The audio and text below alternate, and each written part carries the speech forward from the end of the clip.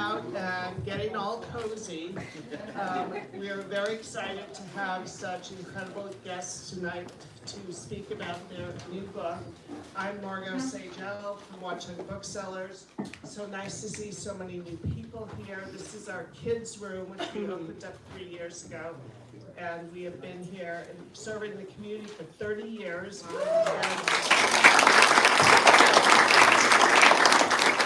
Just voted Publishers Weekly Bookstore of the Year. We're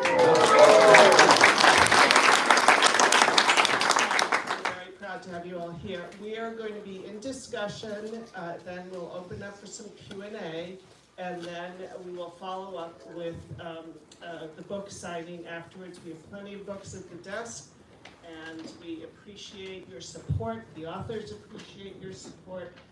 And now I'm going to introduce our illustrious authors. So Allan Pepper's career as a music entrepreneur began in his early 20s when in 1965 he and childhood friend Stanley Snodowski founded a nonprofit devoted to expanding awareness of jazz's contributions to American culture. By 1974, the two young promoters realized a lifelong dream by opening their own nightclub, The Bottom Line, a 400-seat cabaret that would forever change the face of live music in New York City. Along the way, Pepper and Snodowski also produced such original shows as Leader of the Pack, which would go on to Broadway and help pioneer the Jukebox musical, as well as the nationally touring songwriter series, In Their Own Words. And Allan Pepper lives in Englewood, New Jersey. Wow. I'm in Montclair tonight.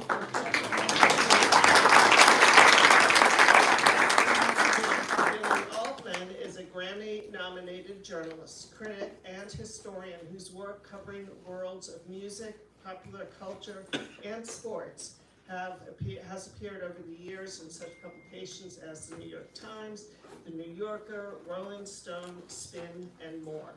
A former senior editor of Cream magazine, he was a founding curator of the Rock and Roll Hall of Fame in Cleveland and a consultant to the Grammy Museum in Los Angeles. He is a longstanding faculty member of the Humanities Department at New York City School of Visual Arts, where he teaches courses in rock, jazz, and folk music, as well as nonfiction writing. So he lives in the lower Hudson Valley region of Westchester County, New York. Welcome to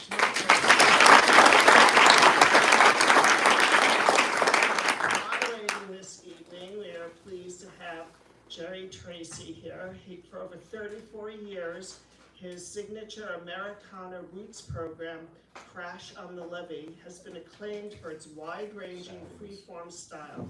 Using Jerry's background as a full-time psychotherapist, you all better watch out tonight. The program has featured hundreds of acclaimed interviews and live performances from an eclectic guest list. Over its 30 years at WFDU, Crash on the Levee became its most supported specialty program, earning coverage from media outlets including the New York Times, the Paley Center for Media, the Bergen Record, and the Star Ledger.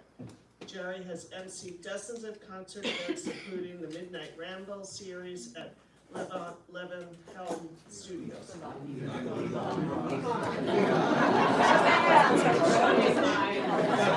Music naivete, sorry. And the post 9/11 gifted music show at the Bottom Line. And he cites Roger McGinn, Solomon Burke, Billy Bob Thornton, legendary New York City DJ Vince. Bottom line, Allan Pepper among his favorite interviews. So this is an incredible lineup.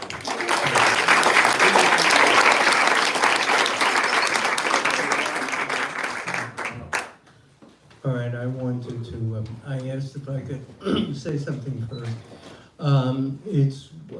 First of all, a couple of shout outs to the good people at Outpost in the Burbs who very early on, when Jerry came up with the idea to do this here, he went to them and they said they would get the word out. They've done a fabulous job. So hats off to all those good people who worked very hard, and also the people here at Watchung who made us feel very much at home. The reason I wanted to talk first, and just to say something, I'm going to turn it over to Jerry, is I see so many faces here. I don't know your names, a lot of them. I know your faces, who came to the club. And so I wanted to acknowledge that from the jump. You know, it was very painful to close the club, but yet gratifying to see that it lives on. Especially my Don Doug in those shirts. You know, so I, all right, sure. So if you come up to me and look at me and I look like a deer caught in the headlights of a car, I may recognize you but not be able to, you know, recall your name, so tell me who you are. Anyway, let's turn it over to Jerry because it was his idea to begin with, and let's get rolling. Thank you, Allan.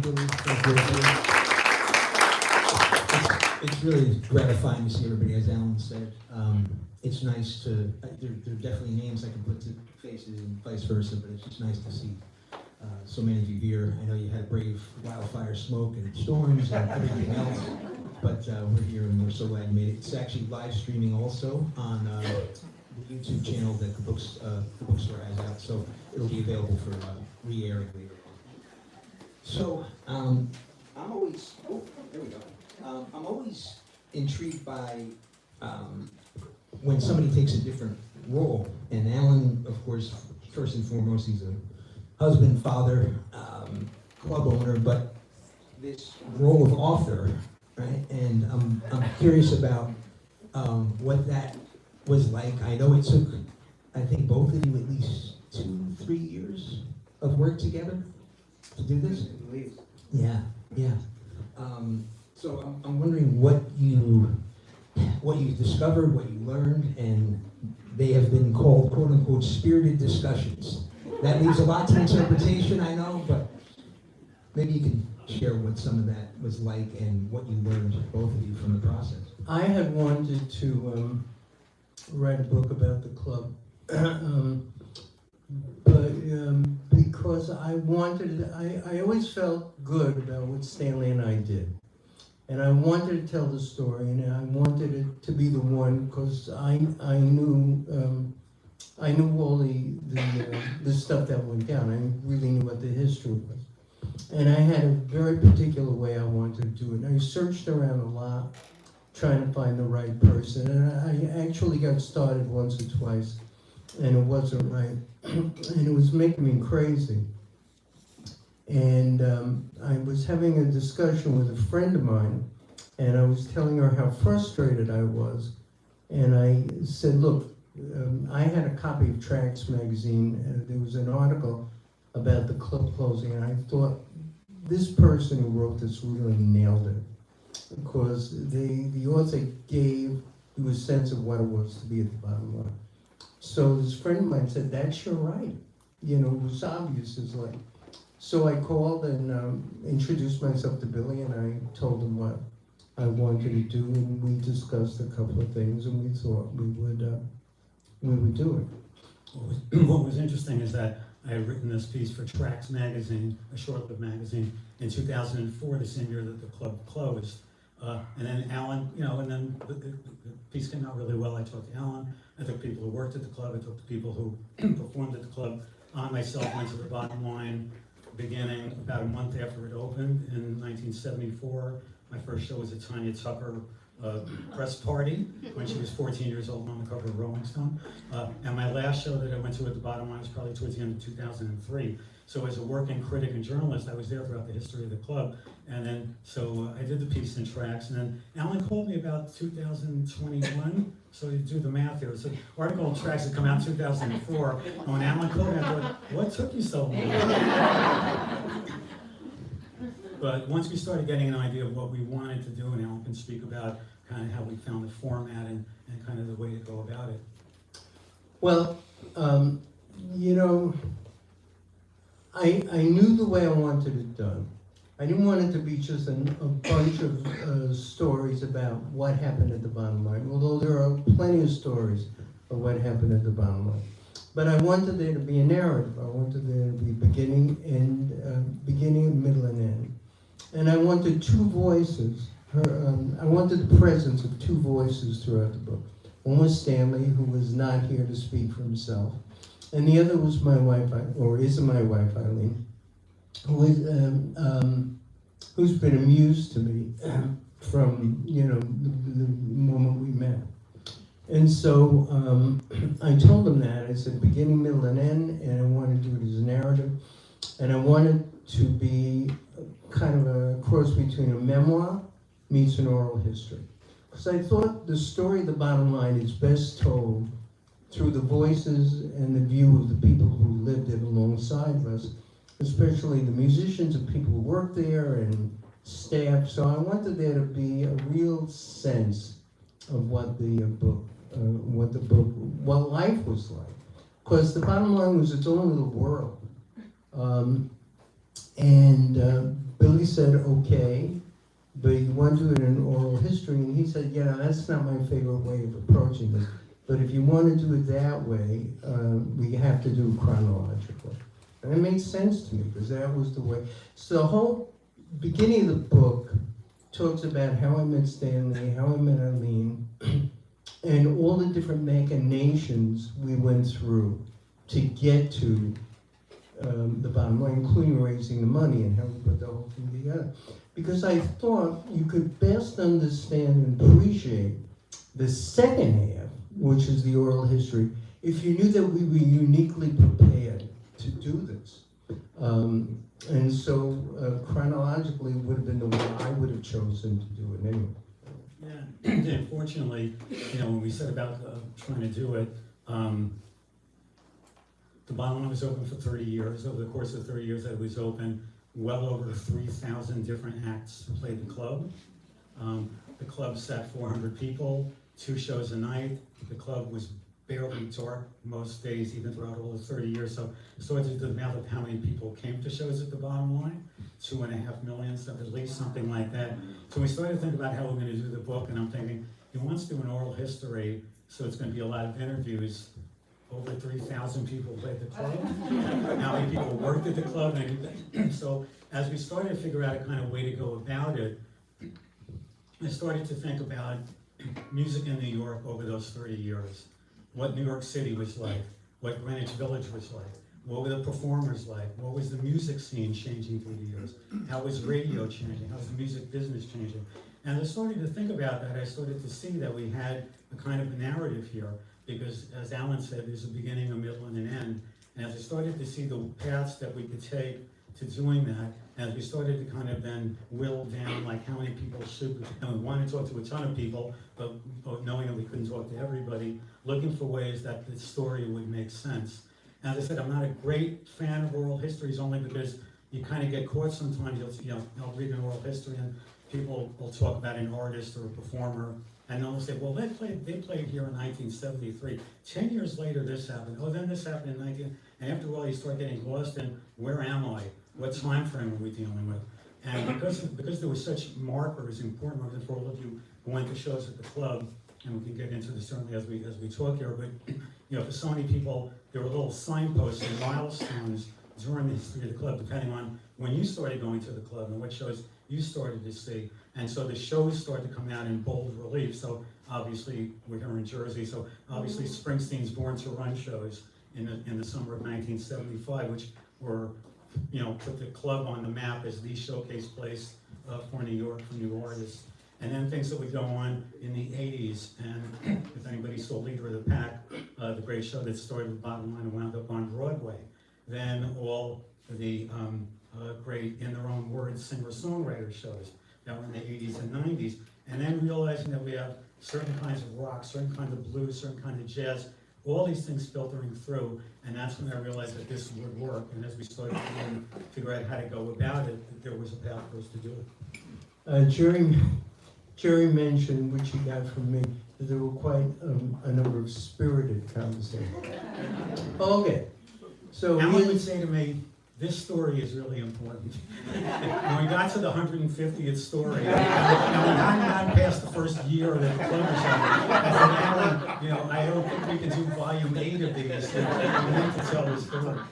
Sean, I hope you're listening to this very carefully. My good friend John Scherer over there, who's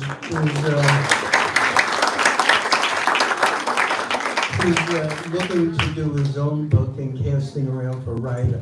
Listen carefully, my friend. You'll know what's ahead of you. Anyway, so finding a writer. So we had this conversation, and it looks great. It's like when you meet a woman for the first time, if you're a guy. It looks great. She looks great. Everything looks great. And so that's the courting period. But now you have to get down to work. It's like a blind date. That's what it's really like. And so obviously I had some ideas of how to go about doing it. But I'm not a writer. This guy's a writer. And so he must have been so frustrated with me. But I'm going to give you a couple of quick examples. I said, look, Billy, let me get ahead of you. I'll call a lot of people for interviews to just set it up. And then I'll send you some notes of who they are and how important, how they fit into the thing. And you can call them. I'll open the door. Oh. So, and I think the 130th call, he gets on and he says, you gotta stop this. And I said, what do you mean? He said, I can't do this all. Because you understand, he interviews them, it's on tape. He spends an hour to a half an hour, and he's got to transcribe it. And then he's got all these things that he has to start to put together. He says, you gotta stop it. I said, well, we haven't even started.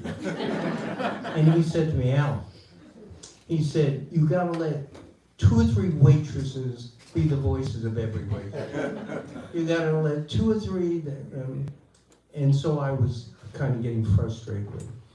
And then we'd go, and he'd send me something to look at, and I said, yeah, it's okay, but let me try and reformat some of it. And he said to me, stop.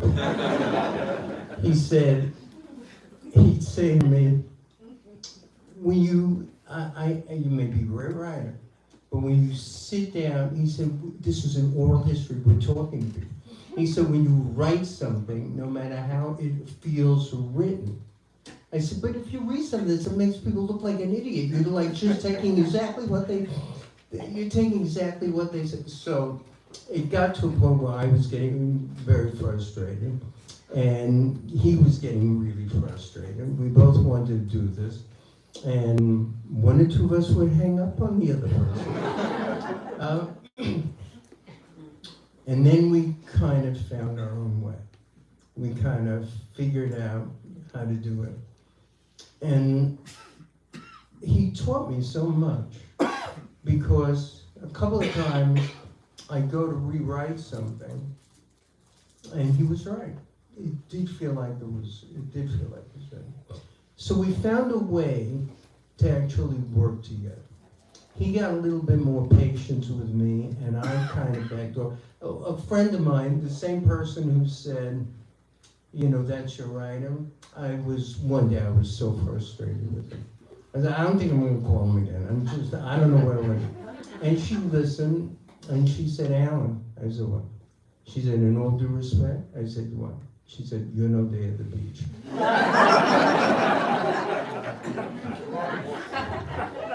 And many of my friends will tell me that I'm no day at the beach. So everything calmed down, and we learned how to work together. And part of it was I would verbalize what I thought was missing from the thing. And he'd show me how to write it, but he'd edit me at the same time. And I really respected him as a writer and his craft. And he knew what he was doing. So many things that I kind of pushed back, and in the beginning, I came to see over the long period of time, he was actually right. And he came to have a little bit more patience with me and not kind of viscerally react. Because this is what he does. It's like if somebody came to me, if I book something or something, and then come to me and tell me something so obvious about how to promote the show or how to produce it. So viscerally, you kind of push back. And he had that reaction with me, and he was right. He spent so many years writing and being published by a shitload of magazines and stuff like that. So he got patience with me. And I just want to acknowledge one other thing. Accurate so far? Yes. I'm just gonna divert for a minute, and then we're gonna come back. There's a guy in the back who's my attorney. His name is Phil Kerner. Phil Kerner taught me how to write better and think better. Because I'll get on the phone and say to him, so look, so we're gonna do this thing, and the thing is a thing, and he'd say, what's the thing? You have to be precise. Well, what's the thing? And he started yelling at me. Holy shit. So you learn, I bring up Phil, because I love him and he's back there, but you learn, if you're open enough, even if you're very strong-willed, when somebody tells you something and they're right, you gotta go away and think about it. And if you still think you're right, after that, that's one thing. But you've gotta be able to say, okay, I really wanted to do it that way, but maybe they're right. And Billy taught me a lot, and then I'll say one other thing. The good thing about him, and why I knew he was right, is he had such a wide range of experience covering so many shows at the club, that his tastes were as eclectic as my tastes were. So he would be, and he's a great historian of music. So a lot of our conversations was spent with sidebars, talking about all different, did you know that so-and-so? And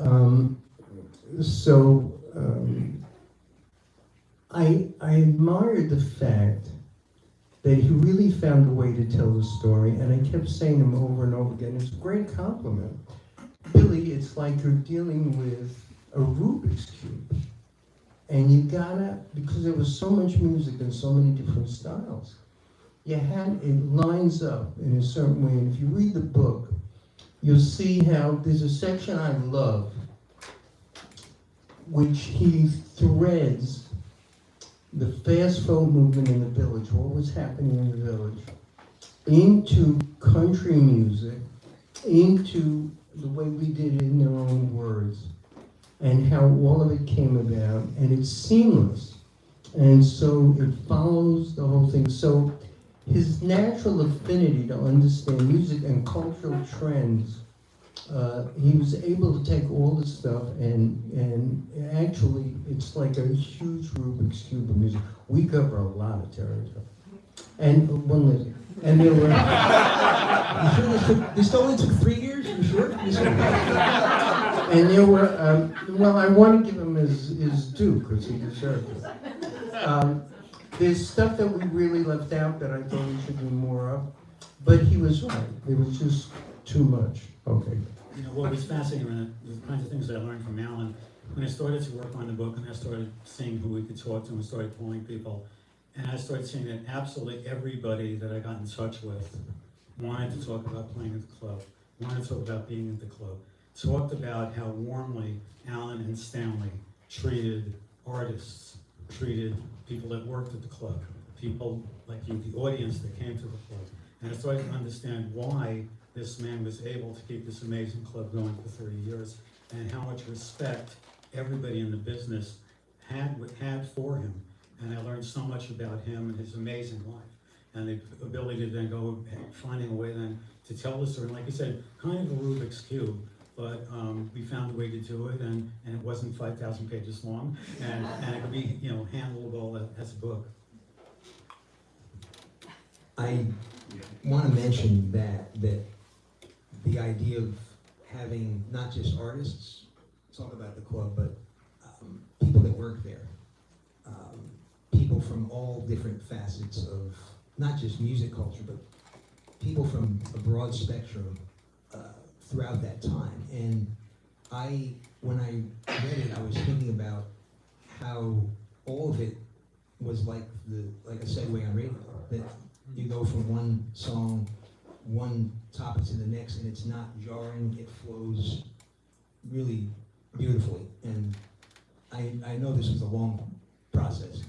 When I interviewed Allan, he gave me, I actually remember, it was the first night that I think I ever slept over at the radio station, because I was preparing for this, it was a 3-hour radio special, but it took me a couple of months to prepare it, but there was just so much material. But what I think is important is that it's told from so many different angles, and this is not just about the musical moments, it's about the personal moments and about the things that mean a lot to, not just to Allan, but I think to the people that frequented the club.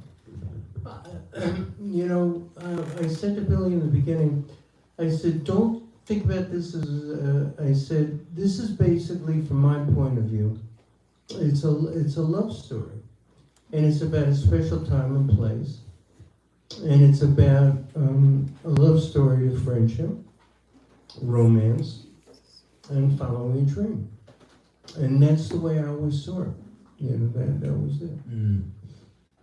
You also put so much attention on the design of the club. In the first couple of chapters, I wanted to mention that because to me, this was visually, acoustically, the things that you did to make it feel so personal.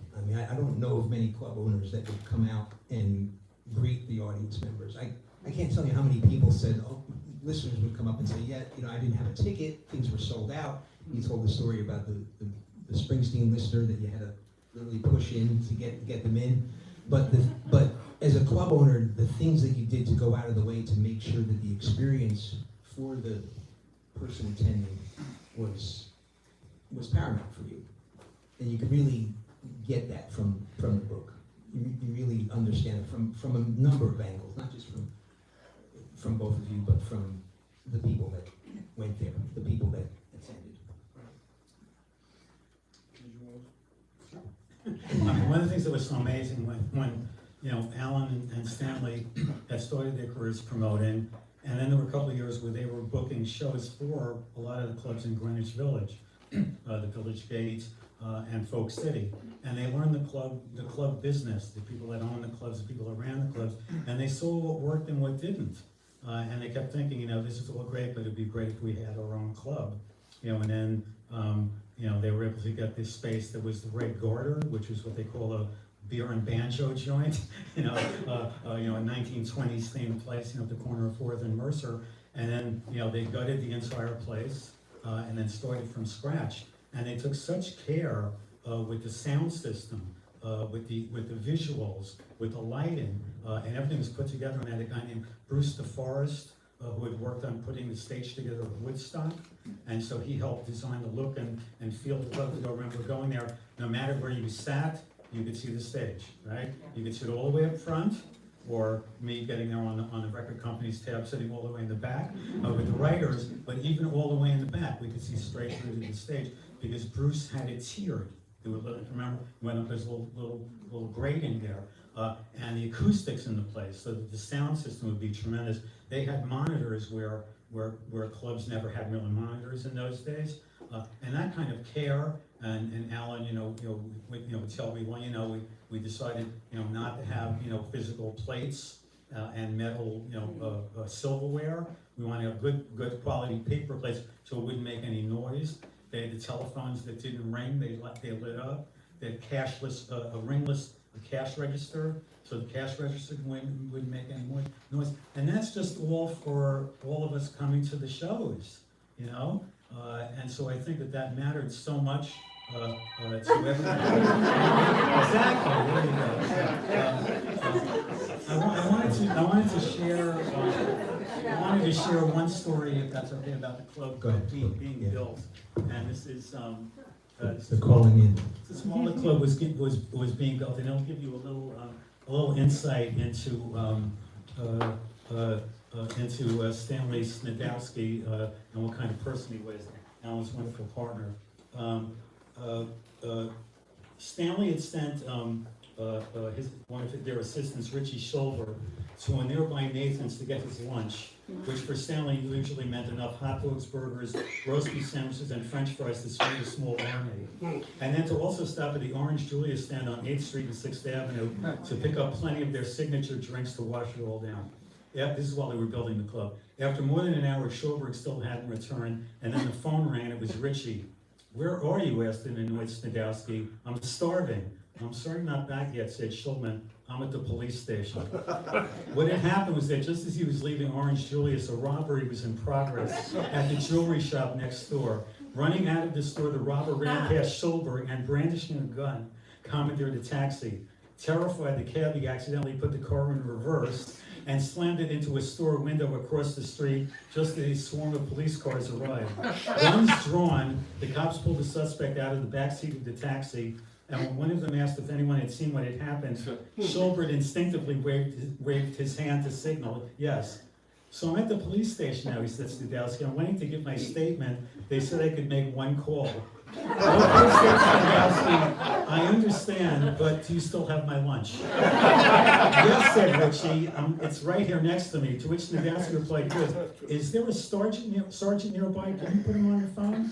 After Schulberg handed him the phone to the cop, Stanley shifted into his businessman's voice. "Hello, my name is Stanley Snedowski. I'm the co-owner of a new nightclub that is currently under construction at 15 West 4th Street. Over an hour ago, I sent one of my employees, Mr. Schulberg, to pick up lunch for my construction team. Since the food is now an hour late, they've stopped working and are just milling around and nothing is getting done. That's costing me a lot of money. Obviously, Mr. Schulberg needs to stay there as long as you need him, but I was wondering if you could help me out and bring the food here so my crew can eat and get back to work." A few minutes later, a police car rolled up to the club, and remarkably, two of New York's finest from Manhattan's 6th Precinct got out and delivered Stanley his lunch, proving yet again that when it came to getting things he wanted, Counselor Snedowski could be very persuasive.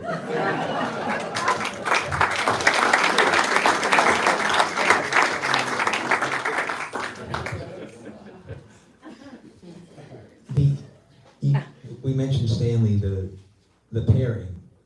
He was an attorney. You're all about the music. He's about the business and contracts and things like that. If you could sort of summarize what that balance and that approach, how did that sort of help you to stay in business for all those years? I imagine you had to have, I mean, obviously you had the commitment from him early on. He was not fully on board early on, but to be able to do what you did and to stay true to your vision for all those years when a lot of things were changing in New York during that time. Tons of things. All right, I'll tell you, just trying to think, I'll tell you two of my favorite stories. And this is in the book. Stanley and I could not have been more alike, different. I was always slight, small, he was big and overweight ever since we met when we were 10 years old. He was into sports, nature, fishing, being very committed to the Boy Scouts, and loved sports, especially football. None of those appealed to me. None of them. The only thing that really appealed to me was music. So we were very different. We met when we were 10. We found ourselves in the same class in elementary school. We went to, at an early age, he knew he wanted to be an attorney. The reason he wanted to be an attorney was because he knew attorneys made money. Stanley's father was very much traumatized by the Depression. He's the classic case of everything you read about, the person who never finished high school, was on a street corner selling, and he had two sons, Stanley and Alvin. He hammered home from a very early age the importance of money. He was always looking over his shoulder for the next depression. And I like to say my father had a rather romantic relationship with his credit card. So you can see that we were very, very different. So here's my favorite story. So I was a young kid, and whenever, I have the kind of personality that whenever I'm in, I'm all in, right? And so when I was 13 years old, I discovered Allan Freed on the radio. It changed my whole life. I was totally into rock and roll. By the time I was 17, I was bored with it. Not bored with music, but it wasn't giving me enough. I needed something. So a friend of mine turned me on to jazz. And then I became all in on jazz. And I'd read all these magazines, and I'd always hear about musicians complaining that they were getting ripped off, that their publishing was taken, they'd work a club, they didn't get paid. And I was an idealistic kid, and I thought, if you had a group, I knew as a fan, I'd go to concerts, buy tickets and stuff like that. So I knew that for a certain extent, I was supporting it, and I thought, if you lock links with all the jazz fans around the country, you could maybe make a difference, because you'd have buying power. You'd have, today you'd call that a lobbying group. At that time, the only model that I had was like a labor union, you know, just a bunch of people advocating. So I wanted to put this thing together that advocate on the part of jazz musicians. How do you do that? It's a concept. I'm 17 or 18 years old. A friend of mine says, how do you make concept into a reality? You go to a lawyer. A lawyer will help. I knew nothing about business. I knew nothing about any of that stuff. Stanley. So I go to Stanley and I said, look, I have a number of an attorney, and why don't you go with me? And he said, I can't. He was going to school, working, had a job. Stanley worked from the very beginning.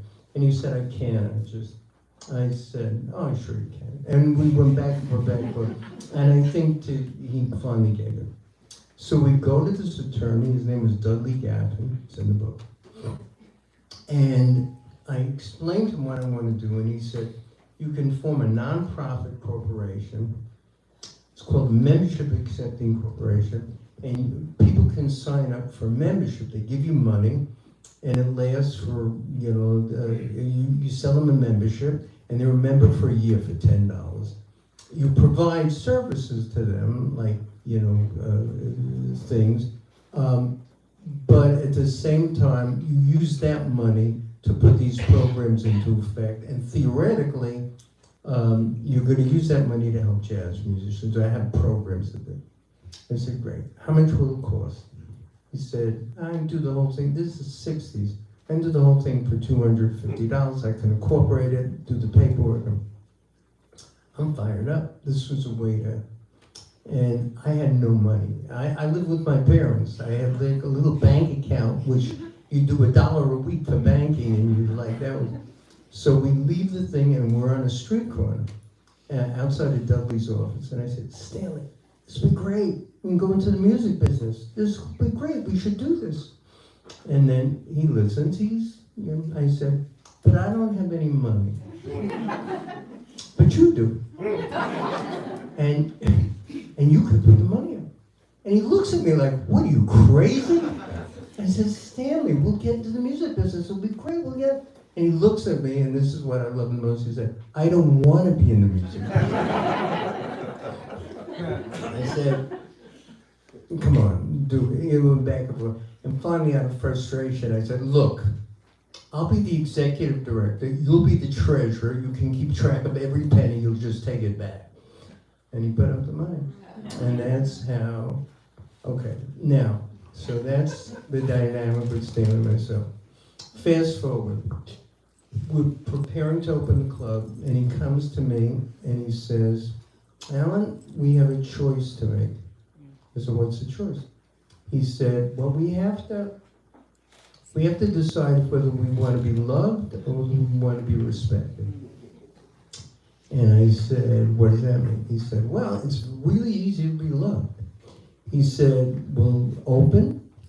He said, everybody who want to play here, we'll pay them exactly what they want.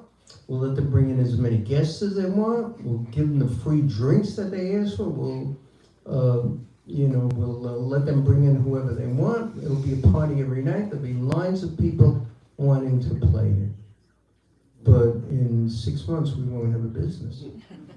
He said, but if we make up a set of ground rules that everybody has to live with, headliners and opening acts, he said, we won't be loved, we'll be respected, but we'll have a business. What do you want to do? And I said, I want to be respected. And my favorite story, it's in the book, is one day a stage manager can be overheard saying, look, suck it up. They treat the headline act with the same disrespect.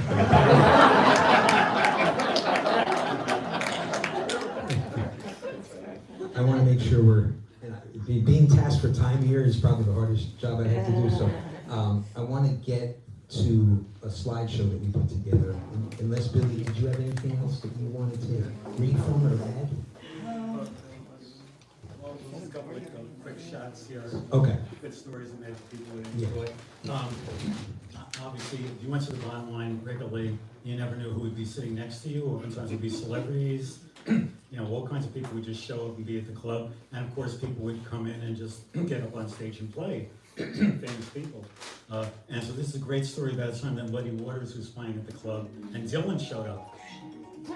So this is from Mark Silek, who was the stage manager. Allan brought Dylan backstage and introduced Bob to me and said, tell Mark what you want to do. And Dylan says, I got 2 harmonicas. I think they were C and G. Tell Muddy I'll do anything he wants to do, but it'll need to be in those keys.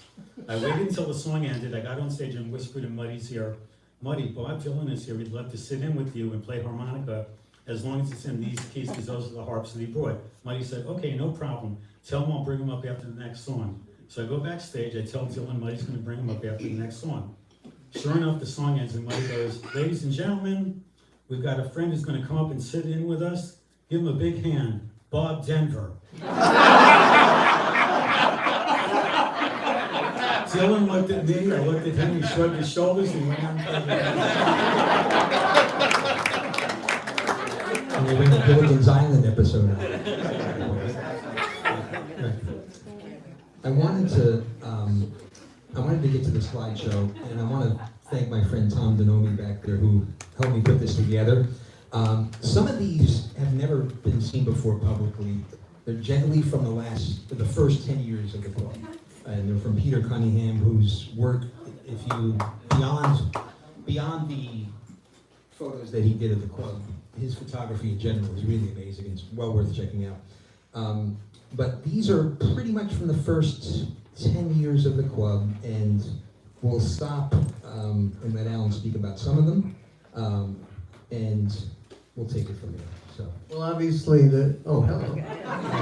All right, so I want to say something about the first one. this is if you read when you read in the book the first time the New York Dolls played at the club, that night there was a bomb scare and the club had to be emptied. This is the crowd that was in to see the show having to wait on the sidewalk until the place was cleared. That was the Dolls, right? Tom? Yeah. Okay. That's the club. These in the Springsteen chapter, Billy's done a phenomenal job on Bruce Springsteen chapter. Is about 22 pages, one of the longest chapters in the book. And he interviewed everybody from obviously Bruce and John Landau and Mike Appel and Max and Steven and the people who worked there and Clyde Davis. And throughout the chapter, you're going to read about Bruce dancing on the tables. It's those tables, these long tables. And also, you'll read from chapter to chapter, people will talk about the VIP tables. That's these little round tables. So when you hear somebody's act up on the special tables or the VIP table, they're talking about these little things. Bruce danced on the tables, they're talking about these long tables. Okay? Another shot. Another shot from the stage looking out. And again, you see the tiered and again, it was very subtle, the tears, so that the sight lines could really be felt by everybody. One quick thing, there's a bottom line in Japan, in Nagoya, Japan, and that's a whole other, that's not in this book, that'll be in the next one. And Stanley and I went over, they duplicated the club to down to the thing, including the poles.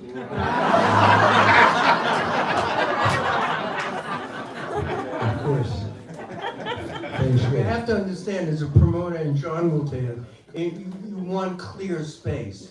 So the fact that they would take this space with high ceilings and clear vision and put poles in it. Right, go ahead, Tom. This is opening night. There was a jam session with Dr. John, who was the headline act, Stevie Wonder and Johnny Wynn. Yeah. Opening night, man. Backstage, Andy Warhol and Rick Nelson. David Nelson, yeah. Go ahead, Tom. Billy Joel, I think 76, maybe 75 or 76. Okay. That's Ashford Ashford and Simpson. Simpson. Yeah. People danced. Dizzy Gillespie. Yeah. Tom. One of your heroes. Right? I mean, to be able to book one of your jazz heroes. When Dizzy played the club, I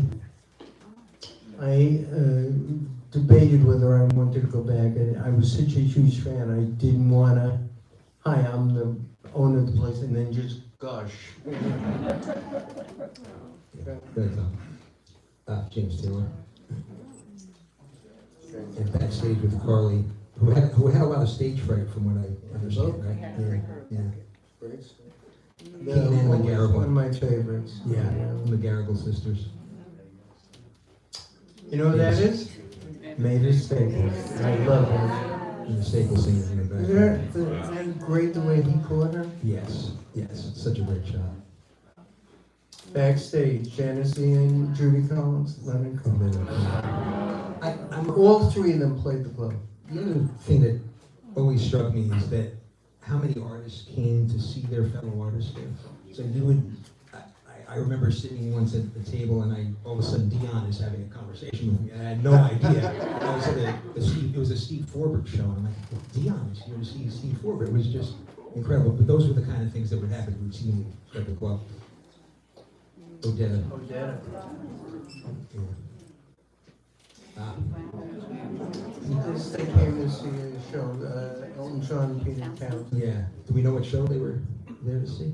Probably, I think it was a show that Elton had something to do with it. Okay. I have a commercial, bottom line commercial with Elton John doing the copying for. I have three commercials. I have John Lennon reading the copy of Who's Coming Up to the Bottom Line. I have Elton John doing a commercial for the Stiff Tour, and I have Mel Brooks. Philip Glass. Philip Glass, again, kind of the wide range of people, composers, theater people. I mean, so many. That's Ben and Bruce. Yeah. So That was the Born to Run. That was so post show, 1975. Yeah, after the show. Yeah. And we have a few of them here. And this is the show where Bruce basically his reputation as a live performer was pretty much during these Well, shows. that's why I said, if you're a Bruce fan, the chapter, Billy, I've said it a number of different interviews. I've read that chapter over and over again, because when you're writing a book, you have to keep reading it to make sure. And every time I felt like I was sitting in the club, you just feel what was happening to Bruce. And an older Allan, Bruce, and an older Stanley. But Gil Scott Heron. yeah. Spoken word was part of the bottom line. Muddy Waters, waiting to introduce John Denver. John Denver, Patty Smith. Not easy to deal with. Linda Rhinestone. Yeah, so With the Roaches. Yeah, this is the Roaches. So that's Maggie, Suzy, Terry on the right, and then Linda second to right. Loud. Right, who played so many shows there. Paul Simon, a very quick story. Paul Simon came to the club to see a lot. Have any of you seen a movie that he did called One Trick Pony? Yeah. Okay, in the beginning of that movie, I haven't seen it, but I can tell. In the movie, the waitress comes in and she tells him the house rules, you can do this. That's the bottom line stuff. He interviewed waitresses at the club. He spent several days there interviewing waitresses. So all that stuff, now you got bottom line trivia. All that stuff was what went down at the bottom line, what our policies were. And it was at the bottom line that Paul Simon's relationship with Edie Brickell really started. She had appeared on Saturday Night Live, and he was there when the taping was done, and then she was playing at the club about a week or two later, and so Paul Simon went to see the show, and then he was going to go backstage to say hello to her, and there was a lot of people around, so he wound up thinking, oh, it's just too crowded, and he got in his car to go leave, and then he thought to himself, I went there because I wanted to see her. What am I doing? So he went to a payphone, called the club, and got her on the phone backstage, and said, are you going to have any time between shows? And he said, it's Paul Simon, you want to meet? And they went out for dinner. In a Japanese restaurant? And now right up the street, and that was the beginning of their relationship. We have a lot of stories about that, about people meeting people at the bottom line. Yes, as everybody knows. yes, people proposing to each other, future brides and husbands. Backstage, Neil Young, Liam Redbone, and Sean John Hammond. Hammond. And there's a story in the book about Neil Young got up and did, it was Ry Cooder and Leon Redbone, and Neil on a late show wanted to play and got up and played an hour set. Van Morrison. The Mercurial Van Morrison. Good story about him and Bill Graham in the book. Okay, No Show Jones, George Jones, Linda Ronstadt, and that night, Linda Ronstadt and Bonnie Raitt got up and sang background for George Jones. Yeah, those are the kinds of things that would happen. Linda Ronstadt was in town doing the Pirates of Penzance, and she was on Broadway, and Bonnie Raitt was doing a show in Central Park. And at 11 o'clock, they called each other, and their shows were finished, and they came down to the bottom line to see George Jones, and wound up getting on stage with him. Chris Christopherson. And Drew Bulligen over on the right there playing bass, is Billy Swan. Actually, with the acoustic guitar there, Billy Swan playing it, and Chris Christopherson. Roger McGuinn. Roger McGuinn. She was, she was I think 14 or 15. At that time. She may have been slightly older, but she was still in her teens.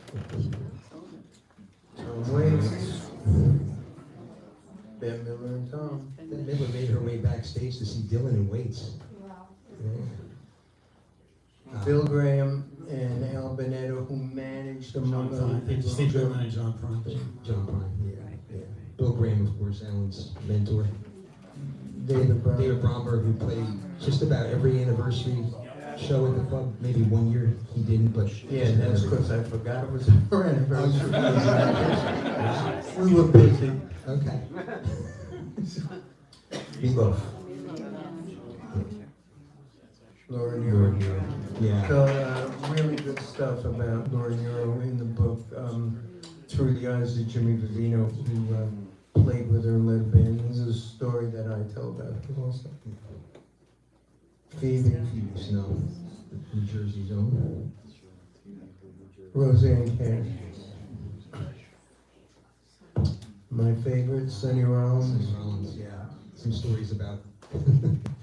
Yeah, there's in the book. a thread of Sonny Rollins. Elvis Costello. I love the way that Cunningham caught the sweat running down his face. Okay, this was Leader of Pack. This is the original cast of the very first show. That's Ellie Greenwich, a young Darlene Love, Bobby J for those people who, Ula Hedwig, Annie Golden, young Jimmy Vivino, God bless. Wow. Patty Darcy, With hair. Peter Neptune, Charlie Pistone, and Chrissy Faye. Yeah, and a whole chapter in the book about Yeah. Leader of the Pack, which went to Broadway, one of Alan's original Productions. That's Darlene. That's Paul Schiffer playing Phil Spector. Ula playing Ellie, and Rory Dodd. He's the other voice on Turn Around Bright. He's that high voice. And that's playing Jeff Barry. I think it really shows that this was not just a music club. This was a club that could present so many different types of performers, and it lent itself to there was a stage presence that people could feel comfortable with. In this particular scene, this is what the lead up to River Deep Mountain High. And we had so many repeat people who came to the show, they loved it so much. The notion was that Paul, being Paul, you can hear his voice, was trying to be Spector. So he'd come out and he'd say, I hear a rock and roll symphony. Well, the audience, which was like the Rocky Horror Show, after a while, the audience would actually say it back to me, and I didn't realize the significance of that, and I said, oh, we fucked up in some way. The audience is yelling back at the stage. But it was, it was how much they loved the show. Flo and Eddie was a tradition. Billy got the most wonderful interview with Howard Kalin. It makes me laugh every time I read it. It's like a page. And if you're into the Turtles at all, and if you know them, it's like them coming right off the page. It's really funny. David Joe, and that's from the Dolls. That's from the Dolls. Yeah, played so many times. And actually, David Joe credits, and he actually told me this in an interview. He credits you with at times not just saving his musical career, but saving him personally. Like, he was really in a rough way personally, and the fact that he could play the club in so many different iterations. Harry Smith's, Buster Poindexter. Well, Harry Smith's actually came about because I said to him, I'm going to do an anniversary of the club. You could do anything that you want. You want to do the Dolls. I said, but there's got to be something in your head that you've been thinking about that you can't take on tour because it would be too expensive, and you just want to figure something out, and that's how the Harry Smiths came. That's a good, quick John Hyatt story. John Hyatt played the club a lot, and if you know a little bit about the backstage at the Bottom Line, which we have plenty of in the book, basically Allan and Stanley charged the acts for drinks and for food at discounts, but they charged it for them. And so when they got over the club and people found that they were doing this, someone said to them, look, you have to put something backstage. So they put in a little fruit basket with like candy and nuts and some cookies. And so one of the running jokes we have in this club is about that, and the fact that, if you were lucky, if you had 4 people in the band, there might be 1 banana, and a couple of chocolate chip or Oreo cookies. And John Hyatt, towards the end of the club's run, when they were having a lot of financial difficulties, which we get into in the book, and NYU was their landlord, and NYU just wanted them out. They got pledges to raise all the money to cover what needed to be covered, but NYU wanted the real estate. If any of your children or grandchildren have tried to live in Greenwich Village in the last 20 years, you know about this. And Hyatt played one of the benefit shows shortly before the club closed, where they were trying to raise money. And Hyatt told me, he said, I came there and I went backstage and I saw the Oreo cookies and I said, Allan, I'm glad to see that even though things are tough, the opulent backstage spirit is still here. Good. Harry Chapin. 2000 concert performance. Tony Bennett. Who I didn't realize until I saw the slides. Tom, don't do anything yet, because I want to set up the next 2 things, because I know what's coming. Here's what you have to know. Stanley and I always sent out our own unique Christmas card. And we really pushed the envelope. And we made fun of ourselves, but it was also our comment a lot of times on what was happening in the business. And some of those cards are, the next card you're going to see is the first of 2 cards, was actually hanging in people's office. This was the second card that we sent out. The first card was very calm compared to this. Tom, just go to the next shop. That's me as Father New Year's. The next thing you're gonna see is Stanley as Baby New Year's. Go ahead.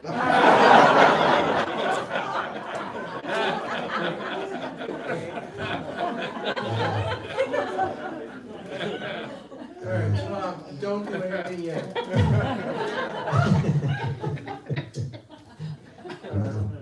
He's ready for a pageant. Yeah, before we go next card, I want to digress from one other card.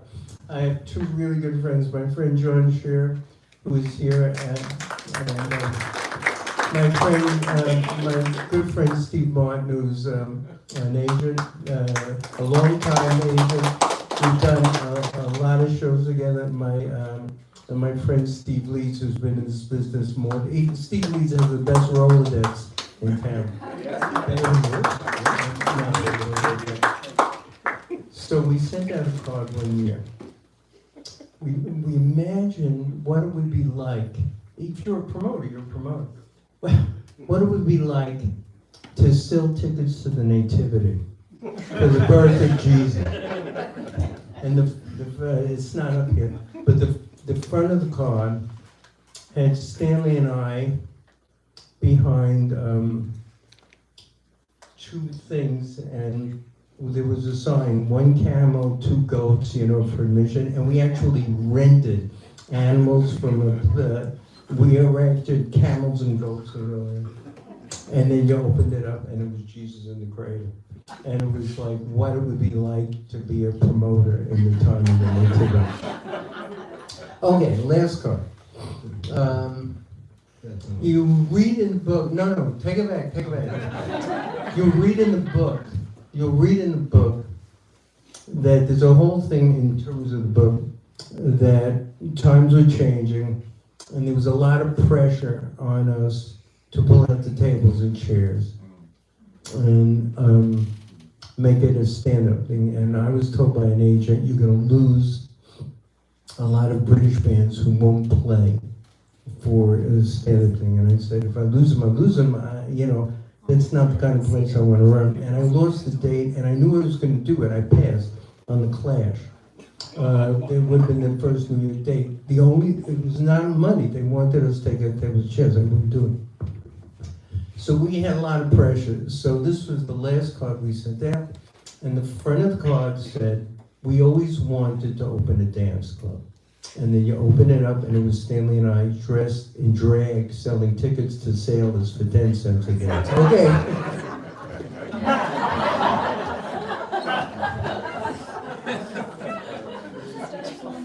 We did push Stanley. And for people that can't see the sailors in the background, 10-cent dances.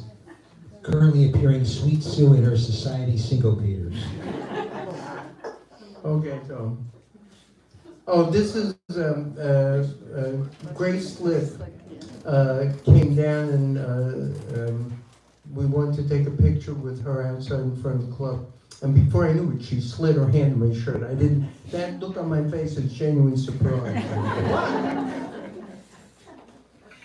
Young Allan in the box office. Yeah. And Stanley with Mick.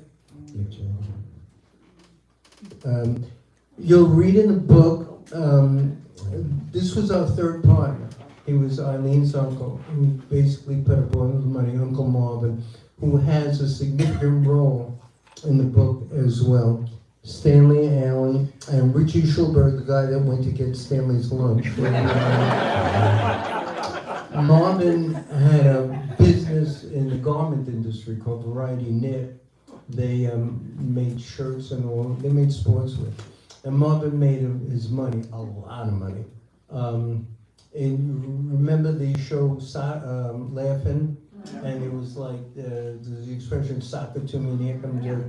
Marvin didn't pay much attention to the notion of licensing. He just put the shirts out and made a fortune.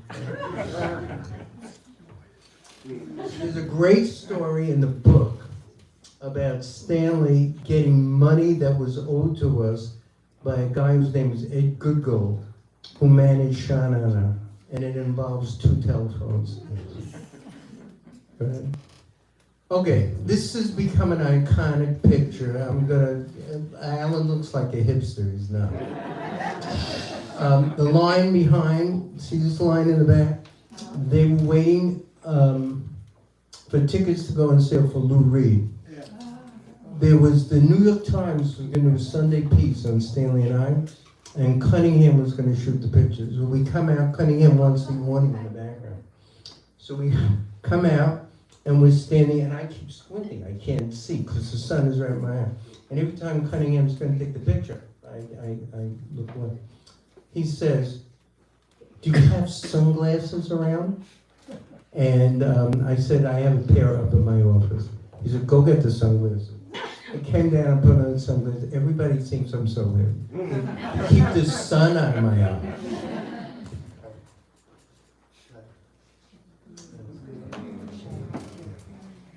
All right, thank you. Yeah.